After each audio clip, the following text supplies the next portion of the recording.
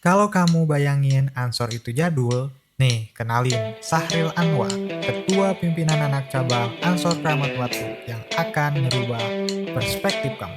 Muda, aktif di gerakan HAM, Gus Durian, dan outfitnya skena banget. Ini bukti bahwa Ansor juga bisa skena bareng kamu. Eits, sebelum masuk podcastnya, kita check outfit dulu. Host dan narasumbernya. Check it out.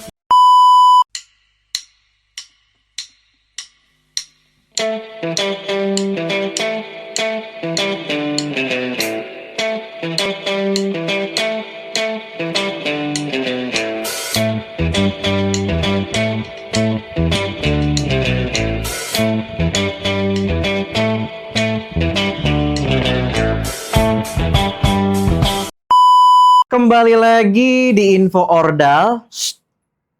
Jangan bilang siapa-siapa ya. Info Ordal, jangan bilang siapa-siapa. Bersama saya dengan Daniel Gawa, kader Ansor Banten paling skena abad ini sampai saat ini. Bisa dilihat dari pakaian saya. Walaupun sepertinya ini skenanya kelahiran tahun 90-an. Jadi seperti ini. Kita lihat nanti bukti skena saya seperti apa dibandingkan dengan kader Ansor yang lain. Tapi ternyata saya salah. Di sebelah saya ini sudah hadir kader Ansor yang mengalahkan skena saya, yaitu Sahril. Oh, Aduh, seberapa skena, Kang Sahril? saya seberapa skena ya? Iya, coba dilihat. Biasanya kalau skena itu buktinya minimal punya bandana. Iya. Punya enggak? Itu dulu deh. Ini udah paling skena kita berikan namanya. Punya. Ini udah robek, guys. Udah Ini robek. udah paling Valid. paling banget. Valid. Berarti terbukti ya, sahabat-sahabat ya, di udah paling skena ini. Tapi ini bukan cuman kader Ansor skena, ini tidak kaleng-kaleng. Dia ini adalah Ketua PAC Kramat Watu. Edas, guys, barudak. Ini teman-teman ditonton sama YouTuber tingkat tinggi Siap. ya, Bang Saril ya. Ferry Irwandi lagi ngeliatin kita sekarang. Jadi komposer. Dedi Kombuzer, walaupun salah nyebutnya nggak apa-apa. Kombuzer. Dedi Kombuzer, Iya, Ferry Amsari, Aldi Taher semua lagi nonton kita ini. Ansor Banten ya. Oke. Iya, buat teman-teman jangan lupa nih subscribe dan juga komen kalau ada yang tertarik ya dengan konten kita hari ini. Tapi hari ini kita ngomongin skena dan anak muda, jadi santai banget nih. Oke, sudah terbukti. Saya panggilnya apa nih? Sahril aja. Sahril aja ya. Sahril aja. Kang Sahril, Ketua PAC Ansor Kramat Kramat Watu. Watu. Edas, usianya sekarang berapa Kang Sahril? Saya usia sekarang 23. 23. Yes. Ketua PAC, guys. Di Kramat Watu, di daerah yang kemarin lumayan seru tuh. Ada banyak isu-isu tentang odol ya, bener nggak? Yes. Odol masuk juga. Pun sebelum itu ada isu alam juga, Isu alam isu juga. lingkungan kayak gitu. Gunung Pinang ya? Gunung Pinang. Gunung Pinang ya. Gunung Dan Pinang. kamu berada di tempat kamu menjadi ketua PAC. Betul. Waduh. Jadi hari ini saya penasaran banget nih, ternyata ada loh kader Ansor seskena ini gitu ya. Tadinya cuma saya kira ya. Oke, ternyata ada. Dulu lulusan mana sih? Sahril lulusan Unisma Banten. UIN SMA Banten. Banten baru tahun kemarin, baru tahun 2025. Baru lulus. Alhamdulillah. Jurusan apa? Pengen tahu. Jurusan Mamala.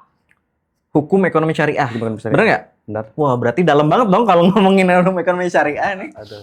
Enggak Bang kita, aduh. Enggak, justru kalau misalkan Abang tadi menyebutkan aktivis ya. Justru aktivis itu lebih kebanyakan ya, kalaupun enggak semuanya gitu. Ya. Hidupnya di luar gitu, Bang. Kita jarang masuk kelas soalnya ini. Jadi kalau misalkan ngomongin tentang fakultatif, ngomongin tentang keilmuan jurusan, aduh, Sahril menyerah banget ini, Bang. Ya, teman-teman, itu adalah salah satu alasan aktivis yang jarang masuk kampus ya. Iya. Alasannya kita. Tapi benar, akhirnya buktinya dia terbukti nih. Jadi Ketua PAC Ansor. Wih, Kramat Watu. Keren banget. Saya pengen apresiasi dulu dong. Ketua PAC. NU style, bro. NU style banget ini dia nih. Saya kalau dari pertama kali lihat yakin ini Ketua PAC Ansor kayak begini. Ya. Ini kaos kaki udah putih. Kaos kaki udah putih. Sepatu udah Sepatu semi udah. Dogmart, walaupun bukan Dogmart ya. Iya, Ini oke. lokal brand. Lokal brand. Yes. Jaketnya udah kayak Dilan ITB. Yes. Bajunya udah boxy banget ini. Dia dipotong. Itu apa yang digantungin apa? Apa? Oh ini kunci. Ini petik-petik aja sih, Bang. Skena skin itu harus digantungin Yes, kuncinya. yes. Apa sih? Gue pengen tahu.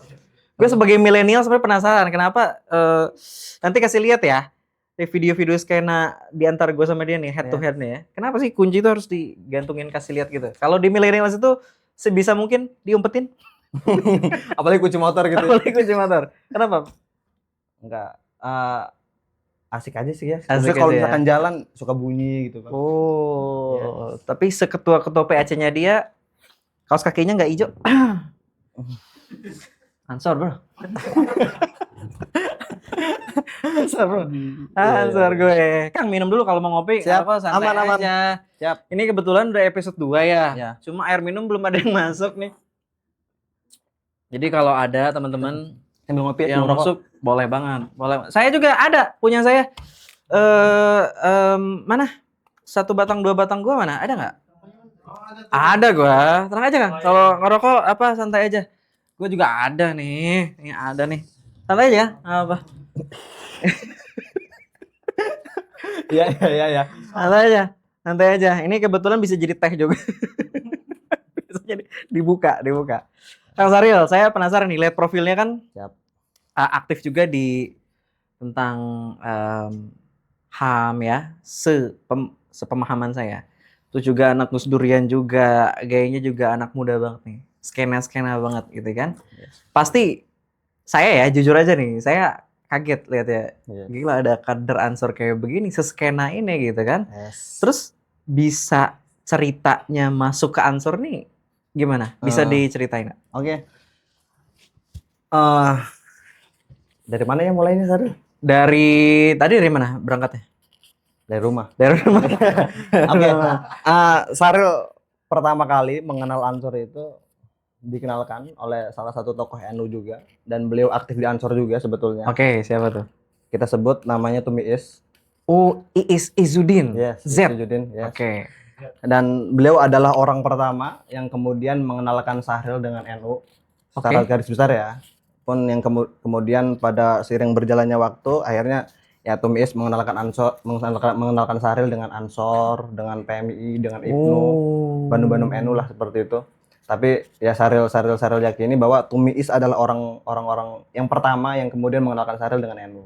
Seperti itu. Luar biasa. Itu di ya. tahun berapa ya? 2015, 2017 apa? 2015. 2015 Ya, itu. saat itu kedudukan Sahril, posisi Sahril waktu itu sebagai murid, Tumi Is itu sebagai guru Sahril. Kelas berapa? Kelas 3 SMP kalau nggak salah. Kelas 3 SMP ya. Waktu Waktu itu posisinya Tumi Is, Izudin itu adalah guru di sana. Guru. Oke, terus saya penasaran nih kalau kita nih saya penasaran gimana beliau memperkenalkan NU Yes. atau gambaran tentang NU kepada Yes. Kang Saril. Yang pasti ketertarikan dulu dong. Nggak mungkin ujuk-ujuk Tumi Is memperkenalkan kepada Sahril ini NU loh, ini Ansor loh, ini PMI loh gitu. Kuno banget kayaknya kalau Yes, kayak gitu yes. ya. Waktu itu Sahril memiliki ketertarikan terhadap Tumi Is dengan cara dia mengajar, dengan cara dia bersosial dengan anak-anak. Sahril merasa tertarik dengan Tumi Is gitu. Orang sehebat ini belajarnya di mana sih gitu. Oke. Waktu itu. Akhirnya Sahril coba cari tahu dengan cara Sahril mengobrol aktivitas Tumi Is di mana gitu. Akhirnya dalam satu momen, dalam satu waktu teman-teman, sahabat-sahabat, Tumi Is tanpa ada kabar burung, tanpa ada angin, tiba-tiba ngirim lirik Yalwaton. Maaf nih. Yes. Jadi agak absurd nih jadinya Yes, yes. nih. Tidak ada angin, tidak hujan, tiba-tiba Ngirim Izudin mengirim lirik Yalwaton. lirik Yalwaton. Marcel Waton. Waktu itu SMS apa udah WA? Kayaknya WA sih kayaknya. Udah WA ya? Yes. Set, dikirim lah. Ya, saya bingung dong. Bingung. Kaget. Waktu itu. Ini apa-apaan kata Sahril? Guru cowok. Dikira Sahril ngirim puisi kali ya, Mas. Dikira saya cowok apaan gitu ya. Iya, maksudku ya namanya bocah SMA kemudian dikirimkan lirik yang saya pikir lirik itu lebih persis seperti puisi ya. Kayak Puisi. Gitu. Ya, seperti puisi. Karena bagus banget kan liriknya kan. Saya pikir itu puisi. Gitu waktu itu dan akhirnya di kesempatan lain saya bertanya, "Ini apa?" Tumis jawab, "Ini lirik lagu Ansor, lirik lagu Yalwaton," kata dia. Yalwaton. Dan akhirnya saya mencoba membaca dan memahami gitu dan akhirnya saya mencari tahu juga lirik tersebut dengan saya mendengarkan secara audiovisualnya dan ya ngerasa enak gitu, ngerasa nyaman gitu. Itu dari situ. Dan dari situ Sahril mulai tertarik nih dengan NU ya kayak gitu. Secara garis besar NU lah kayak gitu. Oke. Dengan adanya tokoh Tumias ini, yang Aha. Sahril pikir ini menarik banget kayak gitu. Dan kemudian orang kedua yang Sahril temui, yang kemudian bisa membawa Sahril juga untuk suka gitu, untuk tertarik terhadap Ansor atau NU gitu, itu ada namanya Gus Suryadi, Ustadz Suryadi. Oke. Beliau sekarang kayaknya menjabat di MD Serjol Ansor Banten deh. Oke. Waktu itu beliau mengajak, dan kebetulan beliau memiliki agenda kegiatan istighosah dan agenda kegiatannya di Pondokan Sahril kayak gitu. Dan kebetulan beliau mengamanatkan Sahril waktu itu yang posisinya masih SMA, masih SMA kelas 1 atau kelas 3 gitu, itu untuk menjadi ketua pelaksana, Bang, kayak gitu. Dan dari situ akhirnya Sahril lebih tertarik dengan NU, dengan Ansor gitu. Karena Sahril waktu itu berpikir gini, Gus Suryadi itu kan orangnya muda ya, Bang. Maksudnya enggak terlihat tua lah gitu. Ya muda lah mukanya kayak gitu ya. Dan Sahril pikir Gus Suryadi itu ya orang muda yang kemudian bisa membuat acara besar. Wow. Nah, kalau di kampung Sahril, Bang, ketika acara itu sudah menghadirkan sekelas Abu Yamu tadi, Abu Yamu tadi itu kan bukan hanya tokoh Banten saja, Bang. Betul. Itu tokoh nasional, bahkan internasional juga gitu. Itu Sahril pikir itu orang besar gitu. Oh, sekelas Gus Suryadi gitu. Waktu itu Sahril melihat Gus Suryadi itu orang biasa gitu. Ya anak muda kayak Sahril aja gitu. Tapi sudah bisa menghadirkan Abu Yamu tadi waktu itu. Karena pasti secara penampilan dan juga keseharian dia low profile banget. Yes. Enggak ngasih lihat. Yes. Tapi ternyata bisa ngundang tokoh besar. Yes, bisa ngundang tokoh besar. Kalaupun pada waktu itu Abu Yamu tadi nggak jadi hadir. Waktu itu ada isi gosah gitu. Dan akhirnya Sahril dari situ mulai ketertarikan Sahril terhadap NU itu bertambah gitu. Wah, gitu ya. Dari situ. Okay. Oh, ternyata dengan wasilah NU, dengan wasilah Ansor, kita bisa loh gitu. Tanpa kita, mohon maaf ya, Sahril itu termasuk orang yang belajar itu malas banget, Bang. Oke. Kayaknya dengan kita masuk Ansor, dengan kita masuk NU gitu, kayaknya bisa loh gitu. Tanpa kita belajar dengan keras, tanpa kita jadi kiai gitu, jadi orang biasa aja, kayaknya bisa loh kita dekat sama kiai gitu. Ya, minimal diakui santri. Yes, kayak gitu. Nah, akhirnya dari situ Sahril tertarik dengan NU, dengan Ansor, dan kemudian Sahril memutuskan untuk ikut di Klatsar di kelas 3 SMA apa udah kuliah gitu semester 1. Itu masuk di Klatsar gitu di Cibeber. Dan di situ juga Sahril menemukan tokoh NU yang Sahril pikir itu hebat juga. Dia udah berumur dan dia salah satu tokoh besar juga di Serang atau di Cilegon kita sebut. Waktu itu di Klatsar Sahril di Cibeber. Dan tokoh itu kita sebut namanya Gus Mubin. Gus Mubin mungkin sering ngisi juga dia di podcast di PW Ansor gitu. Dan itu Sahril keren banget dengan cara dia berpikir, dengan cara dia menyampaikan materi-materi. Waktu itu beliau pemateri juga di Klatsar Sahril, dan itu keren banget. Pertanyaan-pertanyaan yang sekiranya sulit untuk dijawab oleh kiai-kiai sepuh ya, apalagi di kampung gitu. Gus Mubin bisa menerjemahkan itu. Wow. Gitu. Nah, saya pikir, ini bagus nih kiai muda NU gitu. Akhirnya dari situlah nambah kagum dan nambah yakin bahwa saya masuk NU. Gitu. Ini di jalan saya nih. NU style, bro, tepuk tangan lagi. NU style. Nah, pas ada nggak momen ketika kalau bahasa sekarang ini kayak culture shock, culture shock pas awal masuk Ansor, kayak lagi ngomongin yang berat-berat gitu kan, ngomongin tadi tentang HAM, ngomongin lain-lainnya organisasi. Ini masuk ke dalam, biar gimana pun kan ada strukturalnya ya di Ansor ini kan, sampai sekarang Kang Sahril jadi ketua. Gimana tuh nanggepin kalau ada kayak gimana, dan nanggepinnya gimana culture shock yang ada di Ansor? Gini, karena tadi ya Sahril itu masuk Ansor, Sahril pikir masuk Ansor itu karena hidayah aja sih, Bang. Oh gitu. Maksudnya ya? tanpa berpikir bahwa Ansor itu tujuan gitu. Enggak. Waktu itu enggak berpikir bahwa Ansor itu tujuan. Karena sekarang kan banyak, Bang, ya. Masuk Ansor ya punya kepentingan pribadi gitu dan lain sebagainya. Kalau Sahril beranggapan bahwa dulu itu Sahril masuk Ansor ya karena ya hidayah aja sih menurut Sahril gitu. Tanpa disadari Sahril mengagumi beberapa tokoh, kemudian Sahril tertarik dan masuk Ansor gitu. Oke. Gitu. Keren. Gitu. Dan kalau apa sih namanya tadi, culture shock. Sahril kalau misalkan ngomong bahasa Inggris kurang banget, Jas. Nggak apa-apa. Jadi nggak apa-apa. Anak skena nggak harus lancar bahasa Inggris. Kalau misalkan tahu nih, itu Sahril mata kuliah bahasa Inggris itu TL 3 kali, Bang. Itu Pak Haryana. Iya, benar. Itu sampai sempat di angkatan kita itu sampai sempat mau nurunin dosen itu. Agak shock. Nggak apa-apa. Itu bukan kamu yang menanggapi culture shock, saya yang shock. Saya yang shock dengan jawaban tadi. Nggak apa-apa. Yes. Tapi maksudnya sebenarnya bisa menyesuaikan diri ya. Yes, Di Ansor tuh nggak terlalu gimana-gimana. Karena sebenarnya kalau ngomongin budaya HAM dan lain sebagainya, justru Ansor dan NU adalah organisasi terbesar di Indonesia yang justru peduli tentang HAM. Yes. Ya nggak sih? Setuju nggak sih? Betul, setuju. Terus saya jadi penasaran gitu, kayak gimana nih kamu ngejelasin ke orang-orang di luar sana, mungkin sama angkatan kamu ya, kelahiran tahun berapa sih? Tahun 2001, Bang. 2001? 2022. 2000. Enggak, maksudku gini, 2001 tapi di akhir, Bang, Desember. Udah Benar. 30, 2022 lah Januari gitu. Layak jadi ketua PAC? Ikut pencet tombol merah tadi itu. Nggak apa-apa. Yes. Rokok kamu bisa gini nggak? Oh. Nggak diajarin.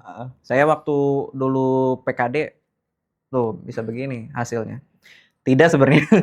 Oke, saya penasaran juga nih, kayak pendapat teman-teman kamu tadi ya, yang seumuran tadi kan kelahiran 2000-an ya, Gen Z, Gen Alpha, kayak ngapain sih di Ansor gitu loh. Terus ngejelasinnya gimana tuh? Istilahnya dakwah secara skenanya gimana tuh ke teman-teman di luar sana? Dakwah secara skena ya. Iya dong. Yes. Sebetulnya Sahril itu ya, Sahril kayaknya bisa lebih tepatnya bisa memposisikan diri sih, Bang. Memposisikan diri, ya. Tatkala mana, kayak misalkan gini, Sahril punya teman satu orang dan dia juga sama aktivis organisasi. Oke. Tapi kalau penilaian Sahril, dia itu tidak bisa memposisikan diri ketika dia berada di lingkungan anak-anak tongkrongan gitu. Dia itu selalu membawa identitas organisasi yang kemudian itu tidak disukai oleh anak-anak gitu. Misal Misal apa nih? ketika kita berkumpul, mohon maaf ya, kita ketika berkumpul dengan anak-anak yang suka nongkrong dan secara pendidikan kurang gitu, Bang. Oke. Dia selalu ketika ngobrol itu selalu menggunakan bahasa-bahasa yang sulit dimengerti oleh anak-anak. Oke. Nah, akhirnya itu yang kemudian tidak disukai oleh anak-anak gitu. Iya. Dan kebetulan ya Sahril itu, kalau Sahril boleh klaim ya, Sahril itu termasuk orang yang aktif di organisasi dan kemudian ketika kumpul dengan anak-anak itu bisa diterima. Karena tadi Sahril bisa menyesuaikan kayak gitu. Down to earth, ya kan? Bahasa sekarang down to earth, Sahril biasanya ya saja. Down to earth tuh kayak kata-katanya gampang dimengerti sama Yes, siapapun, gitu. sama kalangan manapun. Yes. Makanya gampang diterima kan. Yes. Nah, akhirnya ya dari situ. Seenggaknya Sahril bisa masuk dulu ya. Untuk kemudian Sahril bisa membawa atau memperkenalkan Ansor kepada anak-anak, yaitu poin plus yang kemudian Sahril akan sampaikan gitu nantinya. Tapi poin pertamanya harus diterima terlebih dahulu kayak gitu. Harus terima terlebih dahulu ya. Oke. Sahril diterima.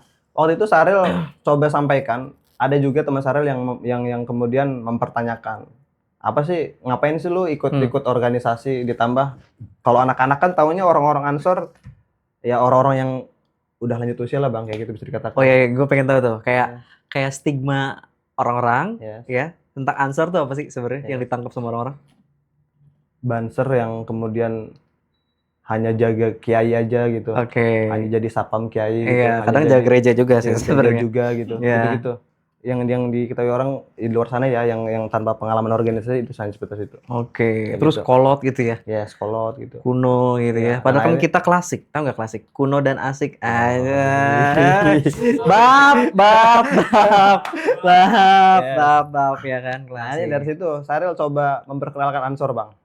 Oke. Memperkenalkan Ansor karena banyak teman-teman juga yang mempertanyakan, lu ngapain beransor, lu ngapain berorganisasi, ditambah di usia yang sudah sematang ini gitu. Orang-orang ketika kita berbicara angkatan, anak-anak itu sudah ada yang bekerja, sudah ada yang saya pikir udah financial freedom lah kayak gitu, Bang. Financial freedom ya. Ternyata Sahril masih luntang-lantung di organisasi. Apa sih motivasi lu gitu buat aktif di organisasi? Kayak gitu. Nah, akhirnya Sahril coba menjelaskan perlahan demi perlahan bahwa ya pentingnya berorganisasi, selain kita mendapatkan relasi, kata Sahril, banyak hal-hal yang tidak bisa saya jelaskan sebetulnya sama teman-teman kayak gitu. Cuman secara pasti kalau misalkan teman-teman meyakini, kalau kata Sahril, kalau teman-teman meyakini bahwa ada kekuatan, ada nilai berkah yang tidak bisa kita lihat, tapi bisa kita rasakan, Bang. Oke. Kayak gitu. Kalau menurut Sahril, nilai berkah itu ketika apa namanya, ketika kita merasakan sesuatu kesenangan itu rasanya bakal lama. Tapi ketika tidak ada suatu keberkahan, ketika kita merasakan kesenangan justru rasanya akan sedikit, waktunya sedikit gitu, sempit kayak gitu. Oke, Jadi Sahril bagus banget. merasakan keberkahan itu. Ya, Dan itu bisa jadi potongan TikTok ya teman-teman. Pasti viral itu, bagus banget kata-katanya. Oke, saya mulai kagum nih ke Kang Sahril di usia seperti sekarang ya, di prosesnya menjadi kader Ansor yang disiplin, yang belajar sambil menyelam minum air gitu lah ya. Yes. Terus ya,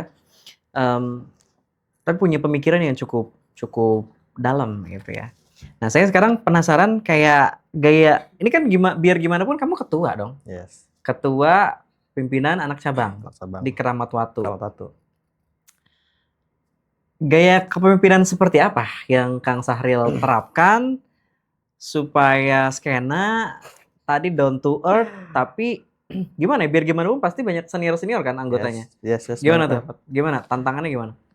Yang pertama yang perlu saya sampaikan ya, bahwa di PAC Ansor Keramat Watu itu, dan untungnya Sahril terlahir dari PAC Ansor Keramat Watu, Bang. Oke. Di PAC Ansor Keramat Watu itu beberapa tokoh saya sebut namanya kayak Gus Asep, kemudian Gus Thohir, dan termasuk Gus Arafat yang sekarang di Kota Serang itu orang Keramat Watu, Bang. Oh iya benar. Yes. Gus Arafatullah ya. Yes. Nah itu menurut Sahril mereka itu adalah tokoh agama muda gitu yang Sahril pikir secara pemikiran dia fleksibel, bisa menerima hal apapun, kayak gitu. Nah karena Sahril terlahir dari lingkungan pesantren ya, Bang. Sahril itu selalu diajarkan di keluarga itu untuk kemudian menghormati yang lebih tua tuh paling penting. Menghormati paling tua. Apalagi itu ya cuma orang tua ya, apalagi titelnya kiai gitu. Titelnya orang berilmu gitu. Itu pasti tuh. Ya bisa dikatakan kalau bahasa lebaynya Sahril kudu sujud tuh sama mereka gitu. Benar. Cuman ketika Sahril bertemu dengan mereka, ya Sahril enjoy. Mereka bisa menerima apa yang kemudian menjadi ide Sahril, gagasan Sahril gitu. Justru mereka menanggapi itu dengan baik kayak gitu. Itu value yang udah mulai luntur sih. Yes. Dan kayaknya Kang Sahril bisa mendakwahkan secara soft asik ke anak-anak muda zaman sekarang karena gimana ya? Ngerasain nggak sih Kang Sahril kayak penghormatan terhadap orang yang lebih tua itu udah mulai menurun sebenarnya. Yes. Entah karena efek gadget atau apa kita nggak paham ya. Tapi bener-bener. kayaknya kita nggak bisa gini terus. Harus kita maksudnya itu value yang harus kita pegang terus nggak sih? Iya, benar, Bang. Gitu. Nah, bicara tentang brand ya, Ansor buat milenial tadi. Karena kita ngomongin milenial. Apa sih yang menurut Kang Sahril ini perlu diubah gitu? Supaya mereka ngerasa Ansor ini tempat yang sebenarnya asik banget ketika udah nyebur, udah berproses. Kayak saya aja tadi ya, gitu. Pasti orang-orang mikir kayak, di Ansor nanti ya harus ngerokok segala macam gitu ya. Ya saya kan, kan, gelap banget kan. Saya nggak ngerokok, tapi tetap bisa di Ansor dan enjoy ngejalaninnya gitu. Nah Kang Sahril gimana tuh? Bisa masuk brand Ansor ini ke teman-teman tadi, ke milenial sama Gen Z yang dengan kondisi sekarang? Yes. Sahril memahami bahwa kalau misalkan Sahril tanya nih Bang, sama Bang, Ansor itu siapa sih? Ansor itu apa sih kayak gitu? Kalau Sahril mengartikan Ansor itu siapa? Ansor itu apa? Ansor itu saya gitu. Ansor itu abang kayak gitu. Ansor itu Tumadam, Ansor itu Tumadin Jahoruddin gitu. Artinya kalau misalkan seandainya ada orang yang kemudian mengatakan bahwa Ansor itu kuno, Ansor itu kolot, dan Ansor itu tertinggal gitu. Ya itu yang mereka lihat itu adalah orang-orang terdahulu yang hidupnya terdahulu gitu Bang. Yang mohon maaf gitu, yang mereka tidak hidup di zaman sekarang. Kalau misalkan betul sesuai dengan zamannya. Yes. Kalau misalkan mereka melihat Sahril nih sebagai orang Ansor gitu, ya jelas Ansor di era sekarang ya seperti Sahril gitu. Karena bagaimanapun ya Ansor hanya sebatas perahu saja Bang. Gitu. Untuk ruhnya, untuk gerakannya ya kita gitu. Ya abang gitu yang kemudian Tum Adam dan Tum Adin kayak gitu. Kayak gitu sih. Semuanya ya sesuai dengan zamannya dan Ansornya terus menjadi kapal yang terus bergerak kan begitu ya dengan zaman yang terus berubah dan kita harus siap gitu ya. Nah, bagus banget jawabannya ya. Saya nggak percaya dia ini kelahiran tahun 2000-an bener. Iya, kamu pemikirannya tuh udah mundur berapa tahun lebih ini gitu loh. enggak. Apa sih pengen tahu apa bacaan atau karena lingkungan Ansornya begitu atau Yes, ya. Apa? Ini udah berapa banyak nih? Kayaknya abang ini orang yang ke 110 lah kayaknya yang ngomong Detail. Iya. detail dia ngitungin yang nanya Iya. kayak gue. Seriusan. Oke, Banyak kenapa? banget orang yang kemudian mengatakan Sahril itu tua gitu. Oke. Tapi ya secara obrolan bisa masuk gitu di kalangan apapun gitu. Cuman Sahril mengatakan ya Sahril muda gitu. Nah, kenapa kemudian ya Sahril selalu mempertanyakan juga, apa sih lu ngelihat gua tuh karena apa? Apa karena kumis gitu, Bang? Apa karena apa gitu? Benar, walaupun Kak Nuri kumisnya tipis, Yes. tidak ada ya.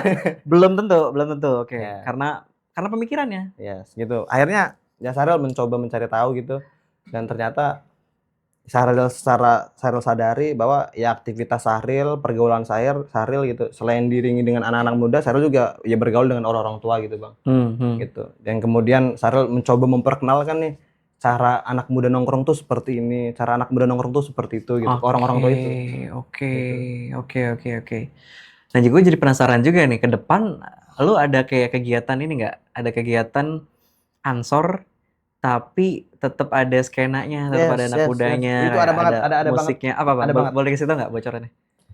Dan rencana Bang ke angan-angan Sahril sih bersama anak-anak pengurus di Keramat Watu itu di akhir kepengurusan kita akan mencoba agendakan festival, namanya Festival Bocah Santri lah. Festival? Bocah Santri. Bocah Santri, asik banget. Nah itu penggabungan konsep-konsep kebudayaan, baik kebudayaan dalam keislaman, kebudayaan dalam sosial anak muda kayak gitu Bang. Itu kita gabungkan penampilan musik, penampilan karya-karya kreativitas anak muda itu kita gabungkan di situ. Terus mungkin kita bakal coba get anak-anak pesantren sih sebetulnya kayak gitu. Cuman kan tetap ya mereka anak muda juga gitu Bang. Cuman kita coba memperkenalkan itu ke anak-anak pesantren gitu. Wah, keren banget ya. Karena kan Ansor kan harus maju satu barisan kan. Yes. 1000 rintangan Patah semua. Tegakkan yang adil. Gitu. Itu saya pahamin banget tuh kenapa Ansor harus maju satu barisan, dalam artian bukan cuma barisan baris berbaris ya. Dalam makna pemikiran kita dan lain sebagainya, dan Sahril ini salah satu yang menerapkan itu buat saya. Kira-kira kapan tuh acaranya? Biar saya juga bisa penasaran. Yes, itu acara kalau bulan sebelum belum tahu Bang ya. Itu di akhir kepengurusan. Akhir kepengurusan ya. Akhir kepengurusan. Dan biar boom gitu ya. Yes. Boom banget ya. Oke, kita tunggulah acaranya. Terus kalau saya boleh tahu satu kata aja yang menggambarkan Ansor apa di pikiran Kang Sahril? Karena hari ini saya pun Ansor ya Bang. Dan karena tadi itu definisi tadi, saya tuh mendefinisikan Ansor tuh ya saya gitu. Ansor adalah diri kita. Ansor adalah diri kita gitu. Ansor tidak bisa dikatakan Ansor selama ya kita orang-orang yang di Ansor itu tidak ada gitu. Oke. Maka ya kalau misalkan saya mendefinisikan Ansor, berarti saya mendefinisikan diri sendiri. Ya kreativitas kayak gitu. Keren banget. Tepuk tangan dulu dong. Tapi ini jangan dikasih tahu siapa-siapa ya. Ini info orang dalam ini. Orang dalam PAC Ansor Keramat Watu ya. Oke, kita masuk ke segmen Jaro. Yes. Jaro ini adalah jawab rumor. Karena banyak nih orang-orang yang ngegosipin Kang Sahril luar. Kita langsung tanyain aja ya. Emang bener rumornya ya. Emang terkenal itu Bang nama gua? Kan lo influencer, bro. Influencer. Follower saya sampai 1000. Gue 1200. Nggak pede gue. Oh iya, yes. Oke, ini seperti tidak disetting, sudah ada pertanyaan banyak dari sahabat-sahabat Ansor se-Indonesia gitu kan. Semuanya ingin bertanya nih, tapi kita coba 2 atau 3 aja ya. Yang pertama dari @munzazi. Ansor itu manfaatnya apa buat anak muda? Jangan-jangan gak ada manfaatnya ya, benar? Apa kan? Yes. Menurutku ini kita belum berbicara Ansor ya. Oke. Tapi berbicara wadah organisasi Bang. Oke. Gitu. Menurutku wadah organisasi itu penting banget teman-teman. Sahabat-sahabat, bahwa teman-teman bisa melakukan kreativitas apapun, atau bahkan kreativitas itu bisa disupport dengan teman-teman lainnya, ataupun bahkan lebih daripada itu, bukan hanya teman yang bisa support, tapi orang-orang besar di luar sana yang bisa support atas nama organisasi. Wow. Kayak gitu. Nah, ketika kita hari ini berbicara Ansor, jelas saya sendiri sebagai orang Ansor, ya mungkin ini sebagai promosi kali bisa Iya, dikatakan. promosi dong. Yes, gitu.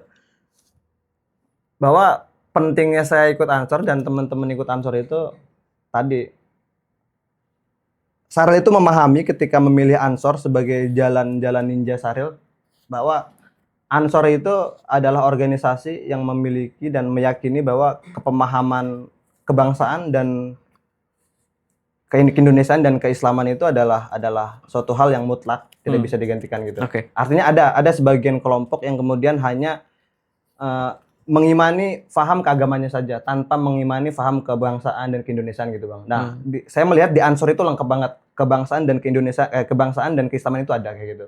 Artinya kita bisa tumbuh di Ansor itu bukan hanya tumbuh berdasarkan keinginan duniawi saja ya, tapi saya pikir akhiratnya pun akan ikut serta gitu. Masya Allah. Dengan cara kita mengabdi kepada kiai, dengan cara kita kemudian tadim kepada kiai gitu dan mengabdikan diri gitu. Udah berapa cewek kelepak-lepak sama dia diginiin ya? Keren banget kata-katanya. Jadi kita tetap bisa berislam di Ansor, kita tetap bisa berislam sekaligus mencintai Indonesia. Yes. Asik, bab. Kedua. Tantangan. Oh, ini kalau bentuk rokok harus dibuang ya? Oh, nah kenapa gitu. saya buang di sini? Ketahuan. Pertanyaan yang selanjutnya aja nih. Tantangan terberat Ketua PAC Ansor di usia muda, ya kan? Dengan segala tantangannya, apa tuh? Pasti ada lah. Nyinyir dari luar pasti ada lah. Ini ngapain ini masih muda udah jadi ketua? Gimana tuh? Yang pertama, jelas ini tantangan pertama itu ya tadi penyesuaian itu agak sedikit lumayan repot, Bang ya. Tidak mudah ya? Ya, penyesuaian Saril dengan teman-teman yang di Ansor Keramat gitu. Ditambah beberapa tokoh di NU juga itu banyak juga di Keramat Watu gitu. Oke. Salah satunya Gus Robi gitu. Itu juga tokoh gitu. Akhirnya ya repot juga gitu. Lama Saril penyesuaian dengan tokoh-tokoh tersebut lama betul, Bang. Ditambah ya Saril dalam jangka waktu dekat harus memimpin Ansor Keramat Watu untuk terus bergerak, untuk terus maju, untuk terus mengadakan kegiatan kayak gitu, Bang. Itu sih penyesuaian sih, Bang. Penyesuaiannya. Gue jadi penasaran ini. Soal kekurangan gue di KNU-an adalah gue tuh orangnya masalah kesowanan dan juga menyampaikan kata-kata versi gue ke senior-senior di Ansor, ke kiai-kiai supaya mudah dipahami itu masih sulit buat gue. Yes. Nah, gimana tuh nemuin kata-kata yang pas dari kita yang anak-anak Ansor muda ini ke kiai atau ke tokoh-tokoh NU supaya dapat poin yang kita maksud untuk kemajuan bersama ya? Yes. Gimana tuh? Iya, justru sampai saat ini Bang ya, Saril pun masih kesulitan sih untuk kemudian Saril mencoba menyampaikan pesan atau ngobrol lah ya, komunikasi dengan tokoh-tokoh tersebut gitu, tokoh-tokoh kiai tersebut gitu. Itu masih kesulitan sebetulnya, Bang. Cuman perlahan demi perlahan emosionalnya kena gitu dan akhirnya Saril merasa dekat gitu. Akhirnya ya Saril dengan santai gitu menyampaikan apa yang kemudian ingin Saril sampaikan gitu. Jujur Saril juga masih sampai hari ini masih sulit. Masih PR ya? Ya, masih PR juga. Gitu. Tapi kayaknya jam terbang sih ya. Jam terbang. Justru kita deket dan dikenal kiai itu ya karena kita nyoba ya. Yes. Karena kita hajar aja coba, belum tahu kayak gimana hasilnya, coba silaturahmi aja ya, sowan aja dulu. NU style. Oke. Pertanyaan terakhir mungkin dari gue nih, gue penasaran secara masih ada tapi ini Kak Sahril aktivis yang sering demo, emang ngapain? Dari Sahrul Afifi. Ini Kak Sahril aktivis yang sering demo. Emang ngapain sih demo itu? Nah, apa tuh? Yes. Kenapa demo dan kenapa demo dan emang demo masih relevan di kondisi saat ini menurut Kang Sahril? Beberapa momen Sahril bisa katakan itu relevan banget, Bang. Kayak gitu. Kalaupun memang ya di era sekarang, di zaman sekarang media sosial itu lebih penting ya, Bang. Gitu. Cuman saya pikir gerakan media sosial tanpa diiringi gerakan-gerakan sosial di masyarakat gitu itu kurang mantap juga. Akhirnya demo itu jadi variabel atau komponen penting juga untuk menunjang tadi aspirasi yang kemudian kita sampaikan lewat media sosial gitu. Beberapa hal yang Sahril sempat ikuti dan ini menjadi suatu capaian juga sebetulnya kayak gitu. Mungkin kalau misalkan demo-demo yang sering terjadi di kota-kota besar gitu Bang, Iya. mungkin dampaknya kurang terlihat ya. Artinya butuh waktu lama gitu. Misalkan demo-demo di kota besar kayak di Jakarta dan sebagainya gitu. Biasanya kan goal point-nya adalah pengesahan RUU ataupun kemudian pencegahan RUU dan sebagainya gitu. Cuman kalau misalkan demo-demo di daerah itu dampaknya itu biasanya langsung biasanya. Atau enggak dalam kurun waktu sebulan 2 bulan itu biasanya bisa langsung ketahuan gitu. Kayak misal waktu di beberapa bulan lalu saya ikut serta dalam aksi gerakan di Serang Barat, itu menyuarakan aspirasi masyarakat juga, yaitu tentang aktivitas truk odol. Yang Ini as a personalnya Kang Sahril berarti waktu saat itu ya? personal. Oke. Menyuarakan aktivitas truk odol yang dianggap resah lah gitu. Ditambah di Keramat Watu itu menjadi lintas nasional yang kemudian jalur tengkorak kedua yang bisa memakan korban terbanyak kayak gitu di Serang, Kabupaten Serang. Oke. Akhirnya Sahril mencoba menyuarakan itu gitu. Ditambah pan ya itu hasil pengalaman empiris Sahril, ditambah Sahril juga kayaknya ini kalau misalkan tidak disuarakan dampaknya bakal kemana-mana, termasuk orang-orang terdekat Sahril gitu. Iya, Kayak misalkan orang tua gitu. Sahril pikir mama atau kakak gitu, bibi gitu ya, adiknya mama gitu, itu kan sering beraktivitas di Serang dan kemudian menggunakan jalur itu Bang. Betul. Ini kan sangat riskan gitu ya ketika mereka beraktivitas lewat jalan besar dan kemudian harus bersaingan dengan truk-truk odol yang gede gitu Bang. Iya. Akhirnya Pekerja. kayak gitu. Akhirnya Sahril dari hati Sahril mencoba menggerakkan itu dan menyuarakan itu gitu Bang. Dan akhirnya ya alhamdulillah gitu di 1 bulan lalu gubernur mengeluarkan peraturan gubernur pelarangan atau apa sih namanya? Ya pelarangan ataupun pengaturan lah jam aktivitas truk odol gitu. Jadi lebih tertib ya. Lebih tertib gitu. Keren. Konkret ke depan lu lagi dong. Keren.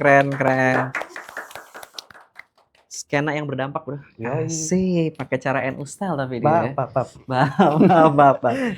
Makasih banget Kang Sahril. Siap. Hari ini gue jadi kayak banyak belajar nih sama lo nih tentang sebagai aktivis tanggung ya gue ya. Aktivis tanggung Sahril. Aktivis tanggung. Sahril Bang. Sahril. Apalagi gue zaman dulu. Gue jujur ya, PKD aja gue salah satu tokoh yang ngedorong gue adalah Tumi Is. Dan dia nggak pernah mengatakan kayak ayo dong ikut PKD, nggak deh. Dia cuman sama kayak begitu tuh ya. Cuma mohon maaf kayak Is agak unik. Tiba-tiba ngirimin yellow waton ke orang-orang. Aduh. Agak unik ya. Ini tonton Tumi Is kali ini. Tumi Is Isudin ya. Tapi itu ternyata hidayah atau barokah dari ajakan tuh ya. Macam-macam ya caranya. Termasuk Tumi Is juga memperkenalkan Sahril kepada PMII waktu itu. Sahril nanti ketika kuliah cari PMII. Sahril kira ya PMI gitu. Sahril palang merah. Sahril nemu. Oh Sahril udah kata Sahril ngabarin. Oh tuh ini Sahril udah nemu PMI kata Sahril. Ini kan logonya. Oh bukan itu PMI kata dia. Oh dari situ Sahril nyari lagi yang benderanya kuning nyari. Kuning sama biru. Abis itu Ansor. Kalau Ansor kayaknya kenal sendiri ya. Ya kenal sendiri. Karena udah nyebur ya. Sebelum PMI itu justru Ansor dulu Sahril. Oh sama kayak saya. Saya sebelum kenal PMI dan lain-lain ya. Fatayat Muslimat. Saya taunya logo Ansor dulu. Logo Ansor sama Banser. Itu. Dan di tempat saya di Pandeglang itu saya tanpa sadar ternyata saya sering ngelihat seragam-seragam Banser itu. Cuma saya baru tahu, ternyata itu Banser selama ini yang sering ngawal pengajian-pengajian itu. Kiai-kiai ya. Makasih banyak ya Kang Sahril. Hari ini saya dapat banyak insight banget nih hari ini di ngobrol skena kita. Pesan-pesan dong terakhir nih buat teman-teman skena yang lainnya yang mau gabung Ansor kayak nggak usah takut tempat di Ansor sebenarnya seasik ini, se-enjoy ini gimana?